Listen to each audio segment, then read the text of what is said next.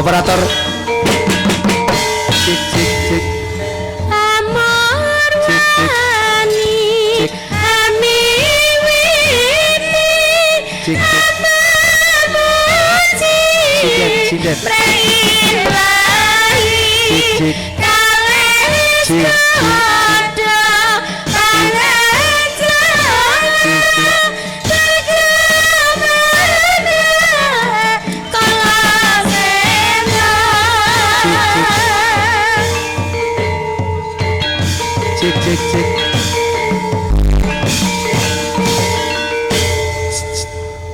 Satu dua cik. Sinden mas. Satu. Sinden mas. Ci ci ci ci. Monitor monitor. Cik cik cik. Cik cik cik terus cik cik terus cik. Cik cik cik cik cik.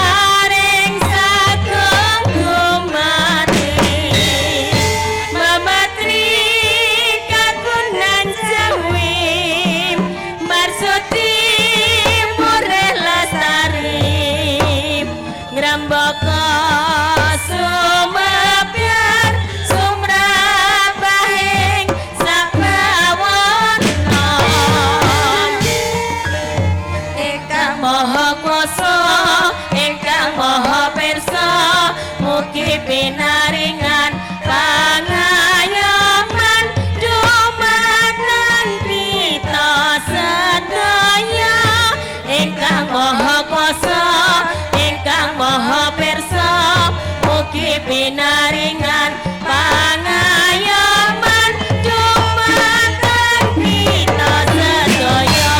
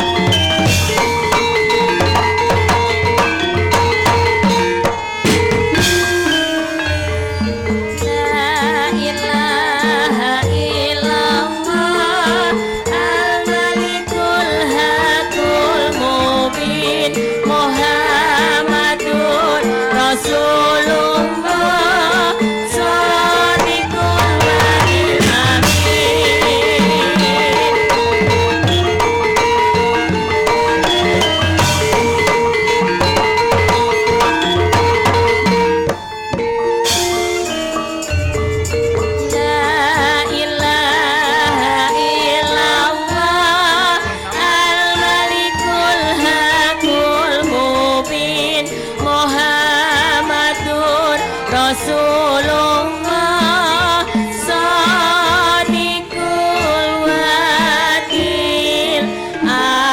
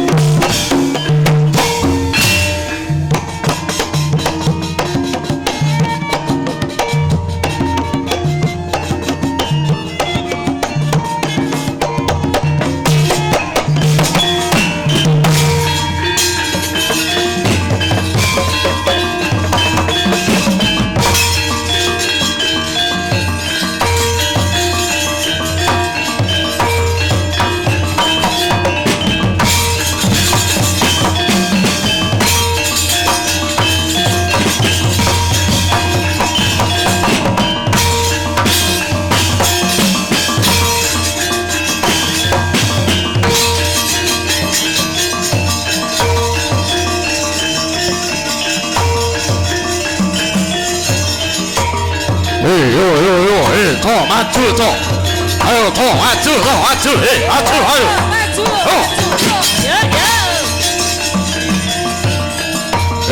더 맞추 더 맞추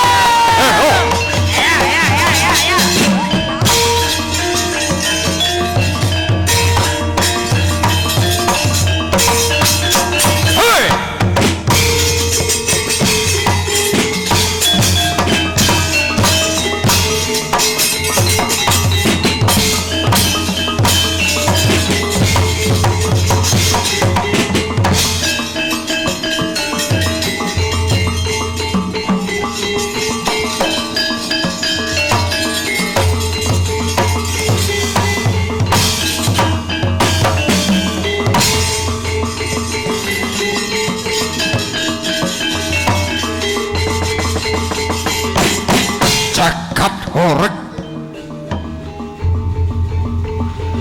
anane mung dedreg bumine panas sak nggon-nggon anane mung waton sulaya kebak marang sesambat tangis kalindes ing wengis beda panemu dadi padu beda pilihan cikal-cikalan agama suci minangka tuntunaning kajiwan parandene ditunggangi patrape manungsa sing kanjingan setan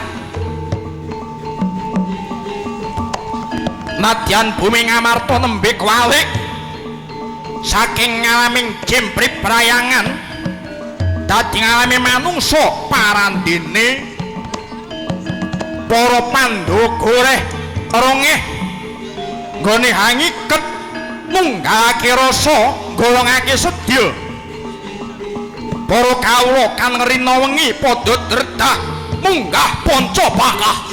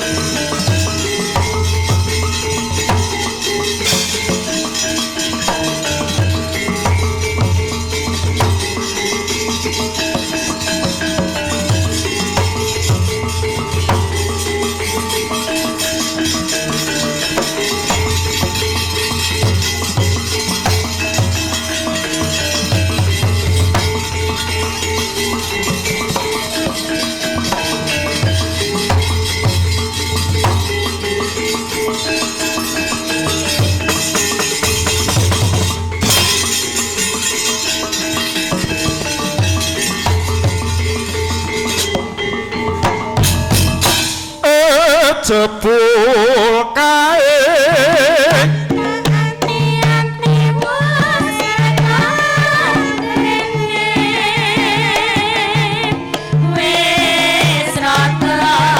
Suwe babar pisan orang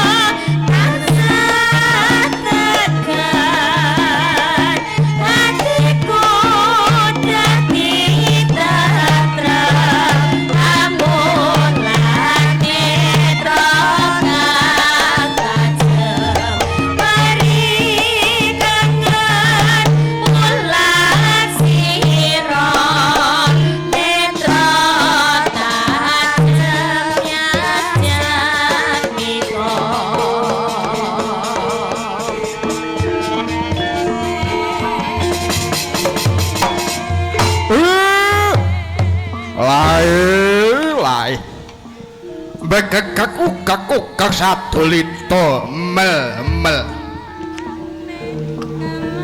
Nun sewu Raden Puntadewa sampun sawetawis dangu anggen kula ngatekaken dumateng solah sloga sampeyan lan nitik saking baiting netra tepunging wimba petenging gwaya Semar saged nggagapi bilih ndika Anandang Sulaya Gus namung jalma pinilih kang kuwawonar buka kaendahan kang sinimpen jroning kasusahan sing jenenge manungsa niku waton nyawa isih gandeng karo raga aja wedi nantang perkara sing jenenge manungsa niku ampun wedi nantang karo perkara lan kanggo nitik asor lan luhuring jiwa tumraping manungsa kala wau namung saged dipun tingali piye carane anggene ngrampungke perkara kala wau Ndara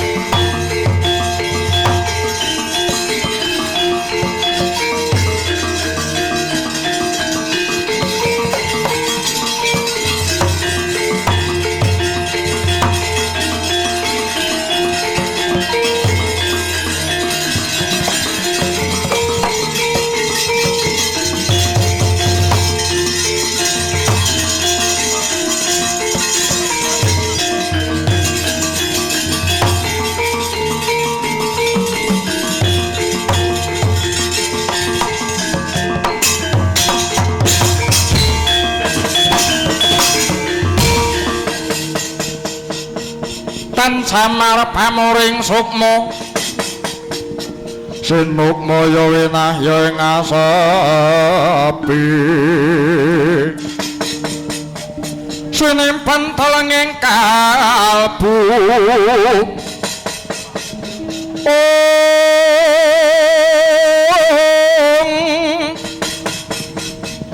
pambukaning warana tarlen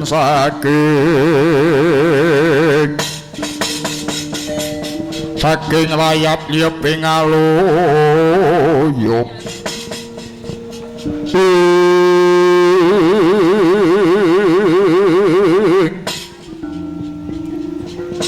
Kiai Badranaya inggih pripun Gus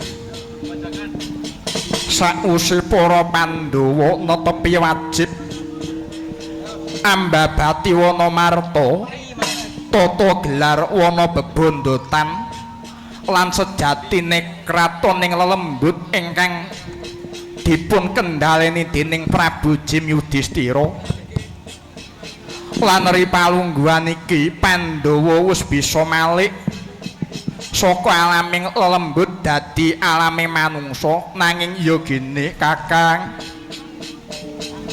ngibarate wong gegawa ora saya enteng parandene saya abot ora udar parandene malah dadi ribet kaya mangkene kahanan kang dadake kuwur bali uring rasa trenyuing batin ing atase negara Ngamarta iki negara enggal ora gampang mranata marang negara lan nata karo para kawula ya senadyan para Pandhawa iki titahing Gusti ingkang rina wengi tansah gandrung karo karukunan lan katentreman merga yen petunge Puntadewa ora ana gaman sing ampuh kejaba mung gaman panunggal tuladane para kusuma bangsa rumuhun senadyan kanthi gaman pring kang dilincipi nanging lamun to tunggal niat tunggal kiblat golong geleng gilik kang dadi ciptane yekti awuh marang kasantosan nanging nyatane kabeh panjangka gegayuhan sarta pangajap mono ora bisa mulus kaya sing ndak karepake kabukten ingkang kagelar ana ing bumi Ngamarta sing ndak ajab bumiku iki dadi tentrem ning nyatane malah dadi tintrip ndak gayuh bumi Ngamarta dadi kuncara parandene rina wengi mung tansah gendruh kakang sapa meneh sing ndak sambat sebuti mung kejaba mung panjenenganmu Kakang Badranaya mara agi tuturo pangandikanmu nadyan mung seklimah yakti bakal gawe rasa tentrem lan padanging pikir tumrap Puntadewa Kakang Badranaya nggih Gus nun nggih kula nderek matur nyuwun pangapunten nggih bumi sampeyan sing rina wengi dedreg jagat Ngamarta sing rina wengi tansah gonjang ganjing adoh saka rasa manunggal katresnan kamanusan lan kebangsan merga negara sampeyan iku durung ana pangiket minangka dasaring praja mongko bareng kula teliti kanthi permati kula itung nganti genep kula timbang nganti traju kula saring kongsi bening underaning perkara Ngamarta kok gaduh Ngamarta kok kisruh niku lamun ta dipun gunggung sebabipun 5 perkawis ingkang sepisan aja kok beda agama ing Ngamarta niki nggih ing Ngamarta niki nadyan tunggal agama tunggal kapitayan parandene malah bentik rina wengi mung jegal-jegalan benerke awake dhewe wani ngelek-elek marang wong liya lan ngorbanake marang sapa wae sing baku awake dhewe dianggep bener lan suci niku ingkang angka pisan dene ingkang angka kalih tetele rasa kamanungsan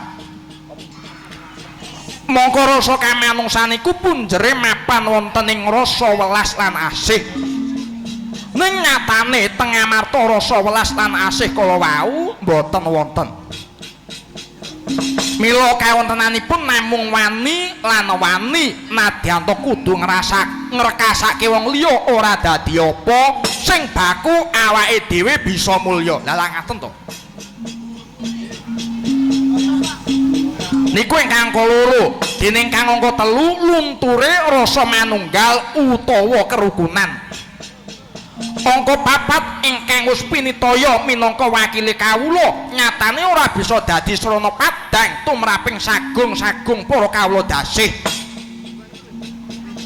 ingkang jerit merga nandhang kahanan ingkang kebak ludatin ning ming mikolake marang diri pribadi lan golongane dhewe.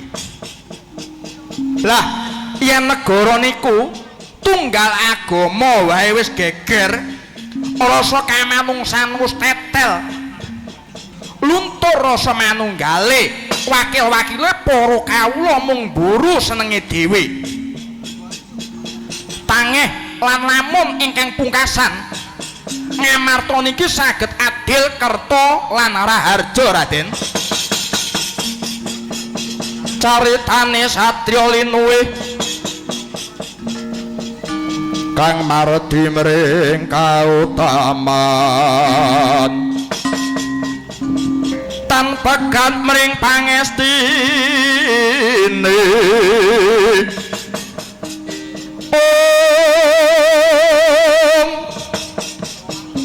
mesti ayu ning kayun binaso tapa brata jejering panggayung-gayuh wahyuning kamulyan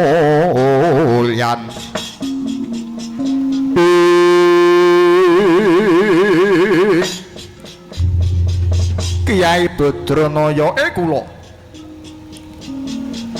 nadyanto sumendang ora kang karempit kabeh kang dadi pangandikamu ning yogine rasaku isih baliwur lan wuwur merga punta dewa pinitaya dening para dasih ngayomi jagat ngamarta mongko dadi ratu ana ing Bumendra Prasta tangeh lan lamun aku bisa nggawa marang negara iki tumuju marang tentrem lan raharja lamun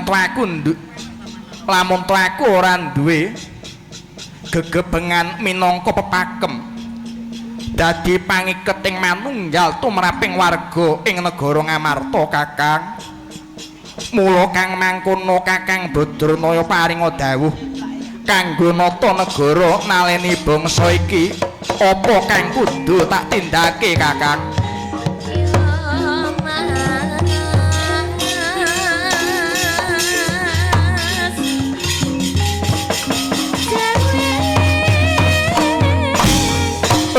ngeten nggih Gus kula dadi kelingan Gus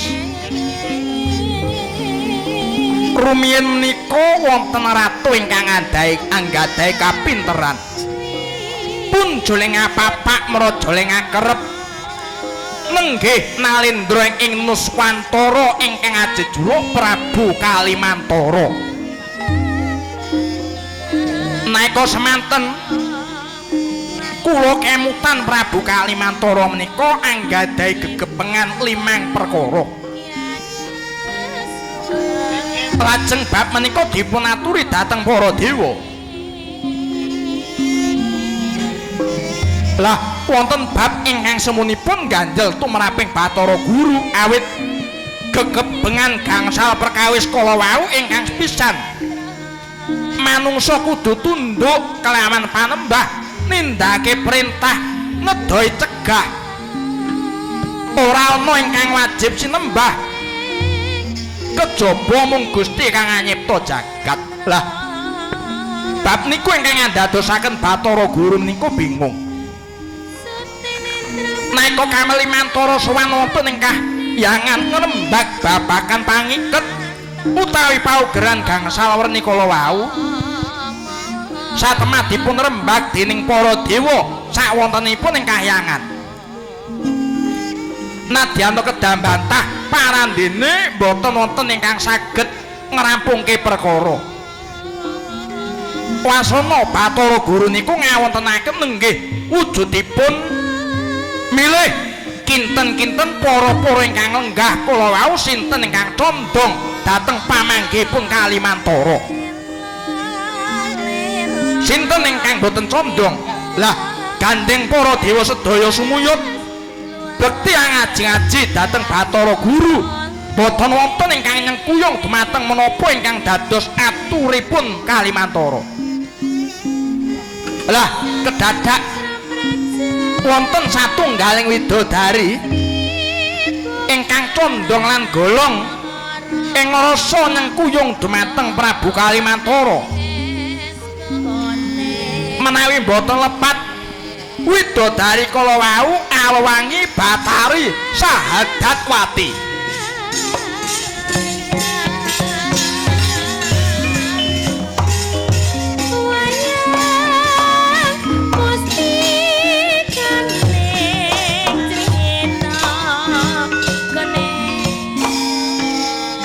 Batari Sahadatwati Kakang Semar inggih menika ingkang nyengkuyung dumateng Prabu Kalimantara ingkang badhe ngrembakaken nenggih dasar negari pangiket rasa kamanungsan gangsal perkawis kala wau lah gandeng Sahadatwati menika dianggep mirong kampuh jingga bundan tanpa ratu wani kalih panguwasaning dewa lajeng Kalimantara kalian Sahadatwati menika diseblak barat dening Bathara Bayu kabaripun dongengipun dumawah wonten ing Gunung Tidar. Ning bab menika tesih sinengker dening wadining Gusti. Tasih sinimpen dening gaiping pangeran ngantos ripalungguhan samangke.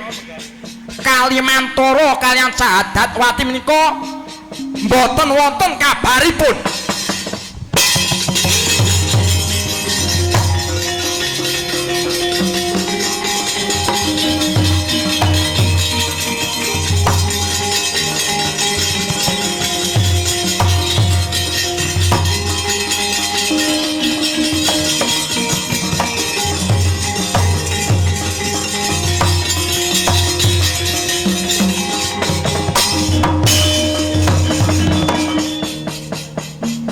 Bumi gonjang kanjing,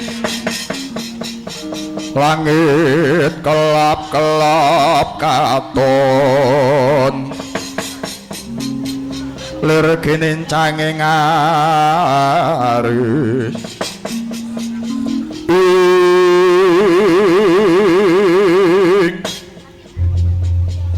Kyai Badranaya nadyanto anggon mundung nging ora kok gawe cetha ngeglo.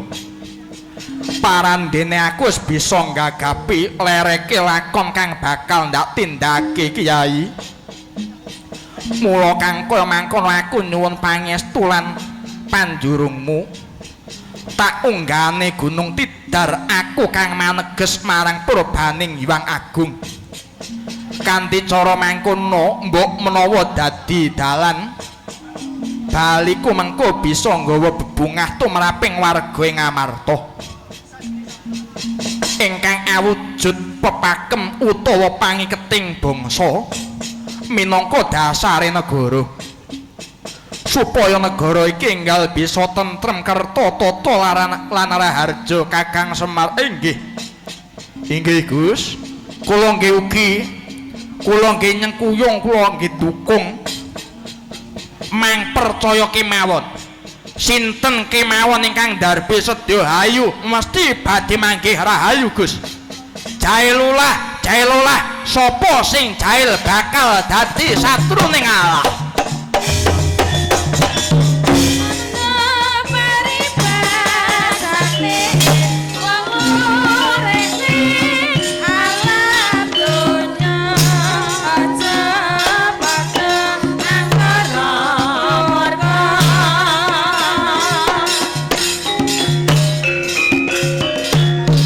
Sing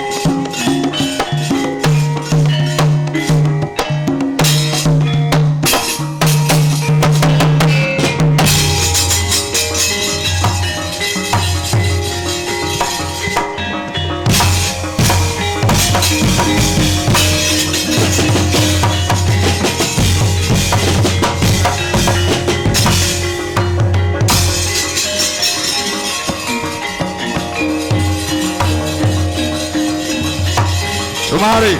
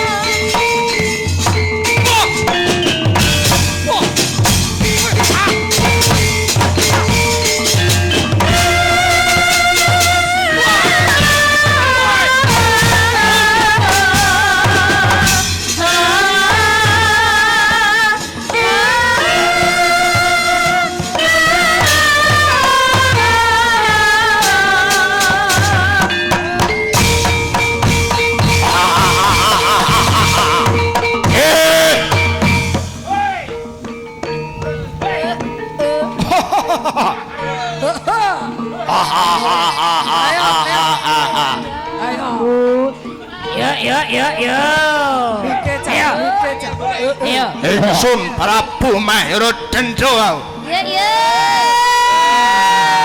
saka negara Trenggiling Wesi Enggiling Wesi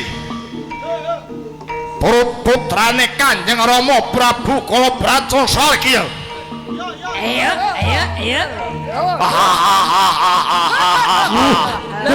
Sinten.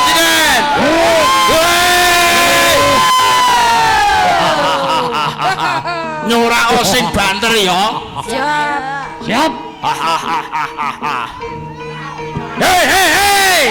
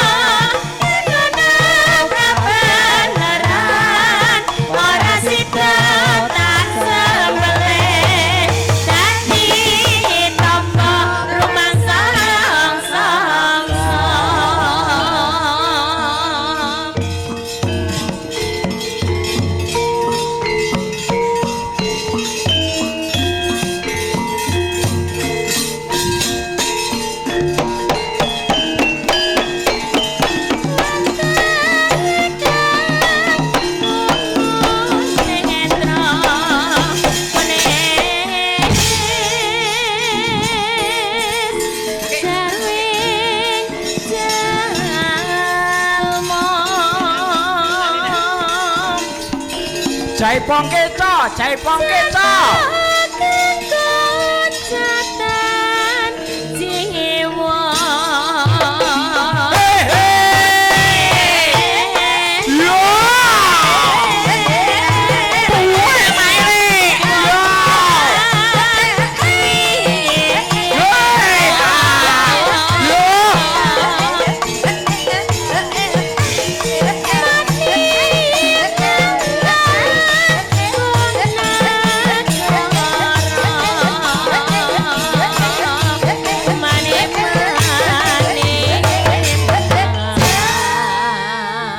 Dawuh Bos.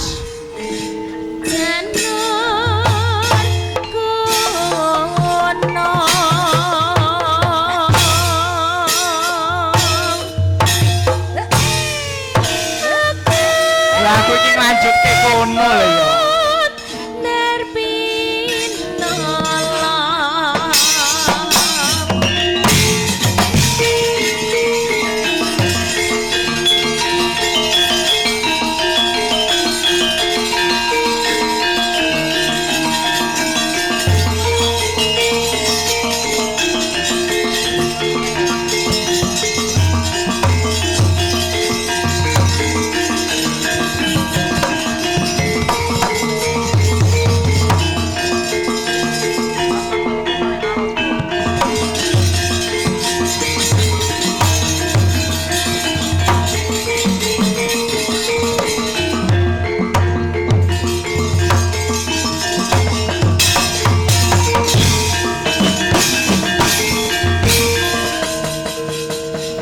Yak sore kakiri-kiri kenyolir Praboto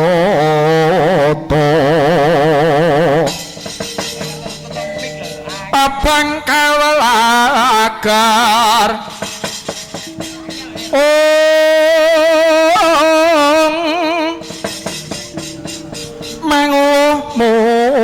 mongso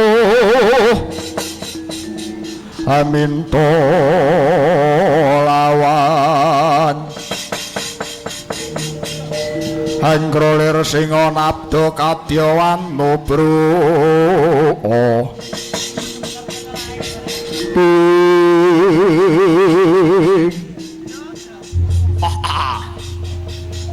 Raja manik sejati ning alam kang linuting jagat bandaku ya donyaku ya ngamal-amalku dewi kece wae kece sadat sedan wali kubro tokok